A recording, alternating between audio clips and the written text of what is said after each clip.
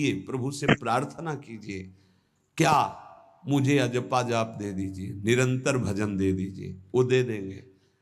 हमने संतों से सुना है कि भगवान भजन मांगने की बात को बड़ी जल्दी पूरी करते हैं कि मुझे अखंड भजन दे दीजिए, हृदय से जब चाहोगे तब। वो अंतर्यामी है, वो आपके अंदर बैठे देख रहे हैं। भगवान मुझे भजन दे दिए, आपके चल रहा विविध भोगों की, तो पहले उन भोगों को नष्ट करेंगे या पूर्ण कराएंगे, तब आखिरी बातें आएगी।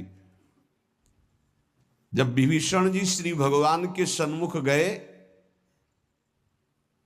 तो भगवान ने सबसे पहली बात पूर्ण की, जो लंका में चलते समय भाव आया था कि भगवान के चरणों का आश्रय लेकर उनके बाहुबल से इस रावण का विनाश करके जिस सिंहासन पर बैठकर इसने लात मारी, यहीं बैठूंगा आके। पहला काम किया, समुद्र का जल मंगाकर लंकाधिपति पद पर अभिषिक्त कर दिया। लंकेश कह के उन्होंने कहा कि प्रभु उर्कछु प्रथम वासना रही, प्रभु पद प्रीति सरित सो बही। प्रभु आपके चरणों के दर्शन से कोई कामना नहीं। तो भगवान कहते नहीं, पहले कामना की थी उसकी पूर्ति ले। हम भगवान से भजन मांगेंगे, साथ में नाना प्रकार की वासनाएं हैं, तो इसीलिए जब बहुकाल करी सत्संगा, सत्संग सुनते सुनते ये दिमाग में बैठ जाता है कि भोग वासनाएं कामनाएं ये हमें फंसाने वाली हैं, हमें नहीं चाहिए। जब आपके अंदर से उदासीनता आएगी तब भजन की मांग पूरी हो जाएगी। कभी कभी भगवान का गुणानुवाद करके एकांत में रोया करे साधक। कभी रोना आता है अपने इंद्रिय और मन के विलास की पूर्ति ना होने पर। इतने मोटे मोटे आंसू गिरते, तब लगता है कितने कीमती आंसू कितने घटिया जगह में गिरा रहे हो। अरे इन्हीं से प्रभु को खरीद लेते हैं। अगर उनके लिए रो देते तो इतने करुणामय हैं वो कि आपको आभास होने लगता। भले हम अंतःकरण उस कोटि की व्याकुलता नहीं कि मेरे प्रभु हम पर कितनी कृपा कर रहे हो, अगर हृदय से उनको पुकारे तो निश्चित वो अनुभव में आ जाते हैं। छोटी छोटी बातों में लोग रो देते हैं, ऐसे रो देते हैं, मोटे मोटे आंसू चल रहे बात में ऐसे, और प्रभु की चर्चा हो जाए घंटों, कोई फर्क नहीं पड़ेगा। ये तो आश्चर्य लगता है।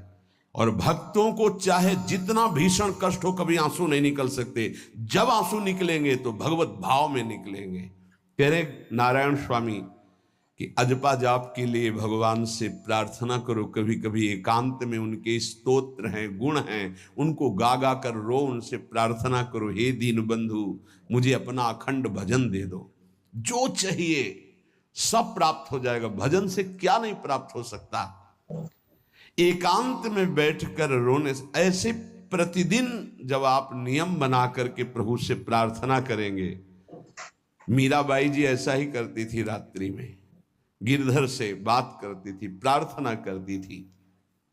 नारायण स्वामी जी कह रहे उपासक ये बिल्कुल ध्यान रखे, यदि नाम सिद्ध करना है तो झूठ बोलना शपथ पूर्वक त्याग दे। झूठ नहीं बोलूंगा, सत्य बोलना इस अजपा जाप के लिए निहायत जरूरी है, निहायत जरूरी है। प्रार्थना है, काहे को मलिन करे जिह्वा। जब हम भगवत मार्ग में चल रहे तो ये याद भूल जाती है हमें कि हमें सत्य ही भाषण करना है, असत्य नहीं बोलना। ये हमें भूल जाते हैं। क्यों भूल जाते हैं? क्योंकि माया का ऐसा प्रभाव। अगर हम भजन के प्रेमी हैं, भजन बढ़ाना चाहते हैं, तो हम झूठ क्यों बोले? सारे जगत में जो भी तुम्हारे सामने आवे, दृष्टि से उसको जरूर देखकर एक बार प्रणाम करो। मेरे प्रभु इस जीव जंतु के रूप में, जड़ के रूप में, चैतन्य के रूप में। इससे तुम्हारे हृदय में पवित्रता बढ़ेगी, अजपा जाप चलने में सहायक होगा। सत्य बोलना, भगवान से एकांत में रोकर प्रार्थना करना, सबके प्रति भगवत भाव रखकर प्रणाम करना, जिससे तुम्हारा कहीं दोष दर्शन नहीं होगा। किसी के मन को दुखाने वाली कभी बात न कहे, किसी को दुर्वचन न कहे, किसी का वैर भाव अपने हृदय में स्वीकार न करे। ये साधन मैंने स्वयं किया है नारायण की कृपा से। इस दास को वेदांत का भी पूरा ज्ञान है और भक्ति मार्ग का भी।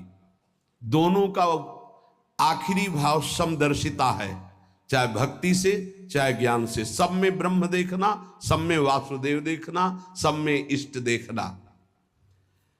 भक्ति विषय में भजन और ज्ञान विषय में नारायण, ये दोनों बात भक्त में होनी चाहिए। भक्ति का प्रथम और अंतिम विश्राम भजन, हर समय भजन चलना, और आंतरिक ज्ञान का विषय सब में हमारे इष्ट देव। ये दो बातें जरूर होनी चाहिए परिपक्व भजनानंदी होने के लिए। अगर भगवान की प्राप्ति करनी है तो ये दो बातें बड़ी जोर की है, भजन निरंतर और जिसके भी सानिध्य में आए उसमें भगवत भाव करना। मेरे नारायण ने मुझसे कहा, वो फरमाया कि उनके पीछे पीछे मैं चलता हूं जो मेरे ऐसे भजन करने वाले भक्त होते हैं। और श्री कृष्ण चंद्र जी ने दयालुता में भागवत में कहा, अनुब्रजाम में हम नित्यम पुयत्यंगुरेण भी। मुझे बहुत रोना आता है बात सुनकर के कि दास की चरण रज के लिए स्वामी पीछे पीछे डोलता है। किस भक्त के पीछे? जो दो बातें यहां कही, जो निरंतर नाम जप करता है और सब में भगवत भाव रखता है। तो भगवान नारायण ने नारायण स्वामी से कहा कि मैं उसके पीछे पीछे डोलता हूं कि उसकी चरण रज मेरे ऊपर पड़ जाए।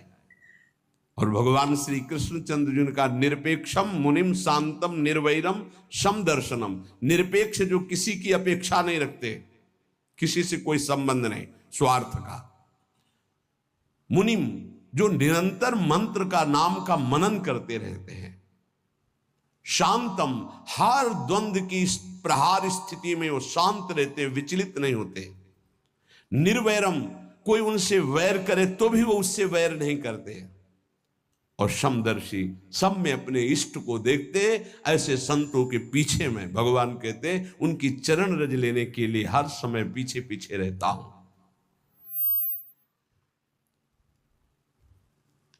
अहिंसा परमो धर्मा शास्त्रों में वर्णन किया गया है। इसलिए किसी भी जीव को कष्ट नहीं पहुंचाना है। गर्दन झुका करके रास्ते में चलना सीखो कि नीचे कोई जीव तो नहीं दब रहा हमारे पैर से। शरीर को सावधानी पूर्वक, किसी को दुख न पहुंच जाए मेरे शरीर से। वाणी को संभाल कर, किसी के हृदय में बाघ बाण ना लग जाए, वाणी का बाण ना लग जाए। बाहर का प्रहार तो सहा जाता है, लेकिन जब हृदय में शब्द चुभता है वचनों का, ये बाण खरकता रहता है। किसी भी जीव को कभी मारना नहीं, वो तुम्हें नुकसान नहीं पहुंचाएगा। गीता वाटिका में सांप निकला, फण वाला कोबरा। राधा बाबा ने कहा, देखो अभी केवल हमने देखा है, अगर और लोग देखेंगे तो आपको पीड़ा पहुंचा सकते हैं। इसलिए एक लकड़ी उठाई और कहा, मैं रास्ता बना रहा हूं, आप इधर से चले जाओ। ऐसे किया, सांप सब में भगवान है। अगर हम भगवत भाव करते हैं तो निश्चित वहां से कोई विरोध नहीं होगा। जब हम भगवत भाव करते तो सर्वात्मा भगवान वहां विराजमान, कैसे आक्रमण करेंगे? जैसे रत्नावती जी के लिए माधव सिंह ने जंगली शेर पिंजड़े में बंधवा कर वहां लाए, और ऊपर से बालकनी से पिंजड़े का ऐसे खींच दिया गया, शेर बाहर निकला दहाड़ता हुआ। और वो पूजा में थी ठाकुर जी के, संतशाला में बहुत से संत विराजमान थे। दासी ने कहा, महारानी सावधान, सिंह। आरती करने जा रही थी मुड़ी, और कहा, नहीं सिंह नहीं, नृसिंह। हमारे भगवान नृसिंह देव पधारे। और थाल लेकर मुड़ी तो जैसे सीधी गाय ऐसे खड़े हो गए। तिलक लगाया, आरती की, प्रणाम किया। सिंह घूमा और छलांग मारी ऊपर, जो बालकनी में राजा के पार्षद उसको बंदी बना करके लाए, सांप को फाड़ और जंगल में।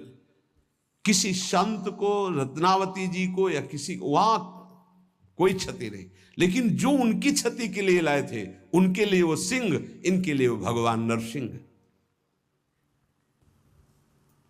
यथा योग्य दूसरे की सहायता करना ये अपने भजन को बढ़ाने के लिए अत्यंत आवश्यक है। नारायण स्वामी जी कहते हैं साधु क्या सहायता करेगा? मान लो जो अकिंचन है वो क्या सहायता करेगा? तो विद्या दान सबसे बड़ा दान है। तुमने जो शास्त्रों में स्वाध्याय किया है, जो अनुभव किया है, वो दूसरों को दो। जो अधिकारी है, जो दैन्य है, जो सुनना चाहता है, उसे जरूर सुनाना चाहिए। जो विद्या का दान करता है,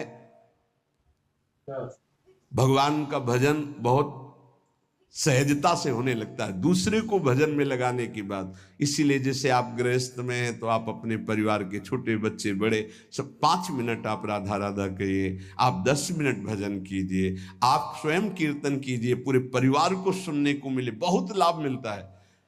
सब अगर नगर कीर्तन करें तो लाखों लोगों के पाप नष्ट हो जाए, आपको बहुत जल्दी भगवत प्राप्ति हो जाए। ये साधन होते थे। अब क्या हो गया कि इतनी भजन के प्रति लघु बुद्धि हो गई कि शर्म लगेगी कि हम पूरे गांव में कैसे कीर्तन करें।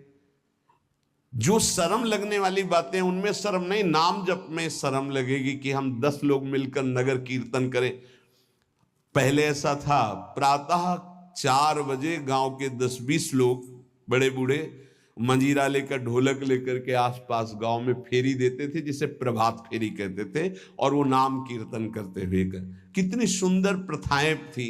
शाम के समय रामायण या भागवत की कथाएं कोई जो पढ़ा लिखा है वो सुना रहा है, 10, 20, 50 ऐसे आसपास के घरों के लोग बैठकर भगवान की चर्चा सुन रहे हैं। ये जरूर करना चाहिए, जो भजन के लिए बहुत उत्साह बढ़ता है। ध्यान करते समय, भजन करते समय मन तुम्हें घुमा घुमा कर माया में फंसाएगा। नारायण स्वामी का अनुभव, तुम्हें उसको घुमा घुमा के भजन में लाना है, ये युद्ध करना है।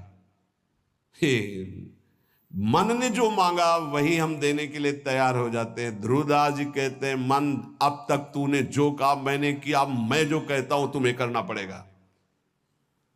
थोड़ा तो हिम्मत लाओ मन से लड़ने के लिए, और किसी से लड़ने की जरूरत नहीं। मन को जीत गए तो सच्चे गुरु बन जाओगे। मन को जिसने चेला बना लिया वही सच्चा गुरु नहीं। मन के सब चेला हैं, कोई बिरला ऐसा है जो मन को अपने शिष्य बना ले। बहुत ध्यान दीजिए, लाखों बार प्रश्न आते हैं ये। मन जब तुम भजन में बैठोगे तो घुमा घुमा कर माया में मारेगा, आपको वहीं गिराएगा। तुमको ये करना है कि उसे घुमा घुमा कर नाम में लाना है। चल राधा राधा राधा, तेरी एक बात नहीं सुनेंगे। इस साधन के करने से मन की शक्ति जो विषय भोगों में फंसाने वाली है वो कम हो जाती है। ध्यान दीजिए, बड़े अनुभवी महात्मा है नारायण स्वामी। बार बार जब आप अपने मन को संसार की तरफ जाते हुए से घसीट कर नाम में लाएंगे तो कमजोर पड़ जाएगा और वो तुम्हारे अधीन होने लगेगा। मन जिसने अधीन कर लिया वो साक्षात भगवत स्वरूप हो जाता है। मन मारिया तन बस में की ना, हुआ भरम सब दूर, बाहर से कछु दिखत नाही, अंदर चमके नूर। आपो त्याग जगत में बैठे नहीं किसी से काम, उनमें तू कछु अंतर नाही, संत कहो चाहे राम। वो भगवान का स्वरूप हो जाते हैं। मन की प्रत्येक स्फुरणा पर ध्यान रहे, वो तुम्हें संसार की तरफ घुमा घुमा कर मारेगा, तुम्हें घुमा के नाम में लाना है। ये साधन तुम्हें अजपा जाप में स्थित करेगा। मन रूपी दर्पण को साफ करना है। जो जो वासना आवे उस वासना को नहीं भोगना है, इससे मन रूपी दर्पण साफ हो जाएगा। जैसे जैसे तुम वासनाओं को भोगते हो वैसे वैसे मन के ऊपर परत चढ़ती चली जाती है मल की, और जैसे जैसे तुम वासनाओं को नहीं भोगते हो तो मन निर्वासनिक होता जाता है।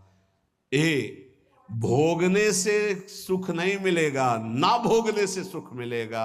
भोगने से शांति नहीं मिलेगी, ना भोगने से शांति मिलेगी। त्यागात् शांतिरंतरम। अब बहुत बुरा बैठ गया है ये हमारे हृदय में कि हमारे मन में जो आए वो भोग मिल जाए, हम सुखी। बड़ी कृपा। बोले जब से भजन शुरू किया बड़ा चमत्कार, जो चाहते हो जाता है। दुर्भाग्य, ये कोई सौभाग्य है? जो मन चाहे वो पूर्ण हो जाए सौभाग्य नहीं है, फिर वो तुमको अधीन करके जो तुम नहीं चाहोगे वो भी करवा लेगा। सौभाग्य है कि मन जो चाहता है वो हम नहीं करते। जो शास्त्र में लिखा है गुरु आज्ञा, वही मन की बात मानते हैं। अभ्यास करते करते वासनाएं कम होने लगती, फिर वासनाएं नष्ट हो जाती, फिर स्फुरणा ही नहीं होती, अजपाजा प्रारंभ हो जाता है। विक्षेप यही वासनाएं पहुंचा रही भजन में। भजन से जो महासुख मिलता है तुम्हें कैसे बताऊं नारायण। मन को वश में करने पर जो सुख मिलता है वो ब्रह्मा को भी सुख नहीं है।